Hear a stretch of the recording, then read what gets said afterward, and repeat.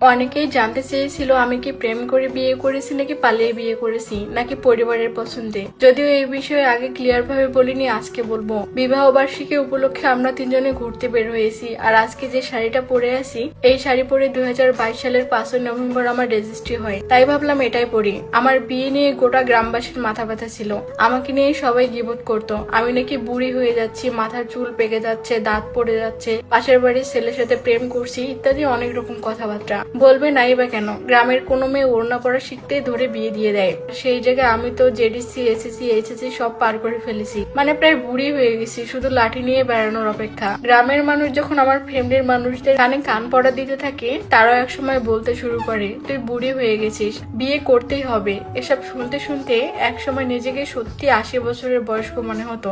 সকালে উঠে মনে হতো পরিবারের বোঝা। এসব কথা ভাবতে ভাবতে একসময় নিজেকে পাগলের মতো লাগতো। নিজেকে ঘরবন্দি করে ফেলেছিলাম, খাওয়া বাথরুম বাদে ঘর থেকেই বের হতাম না। কিন্তু এভাবে তো জীবন চলতে পারে না, এই জীবনটাকে মুক্তি দিতে হবে এটা ভেবে বিয়ের জন্য রাজি হয়ে যাই। আমি বিয়ে করতে চাইতাম না, কারণ আমি চাইতাম আমি আগে চাকরি করব, নিজের পায়ে দাঁড়াবো, তারপর বিয়ে করব। কিন্তু গ্রামের মানুষের কথা শুনতে শুনতে নিজের পায়ে দাঁড়ানোর কথা ভুলে গিয়ে নিজেকে 80 বছরের বুড়ি ভাবতে শুরু করি। পরে আমার এক ভাই আমার জন্য ছেলে দেখে এবং তার সাথে আমার রেজিস্ট্রি হয়। যেদিন আমার রেজিস্ট্রি হয় সেদিনই গ্রামের মানুষ জানতে পারে যে আজকে আমার বিয়ে। সবাই অবাক হয়ে যায় এবং আবারও আমাকে নিয়ে কানাঘুষা শুরু করে। যেই মেয়েটা বিয়ে করে না আজকে হঠাৎ করে বিয়ে করতেছে, নিশ্চয়ই কোনো কাহিনী আছে। কাহিনী না থাকলে ওদের কাহিনী বানাতে হবে, না হলে পেটের ভাত হজম হবে না। অবশেষে বয়স্কের চুনকালে গা থেকে ছেড়ে ফেলে যুবতী মেয়ে হয়ে বিয়ে করে ফেললাম। এখন আর কেউ 80 বছরের বুড়ি বলে না। এখনো মাঝে মাঝে আমার নামে মহিলাগুলো কানাঘুষা করে। এত দূরে বিয়ে করেছে, নিশ্চয়ই প্রেম করে বিয়ে করেছে।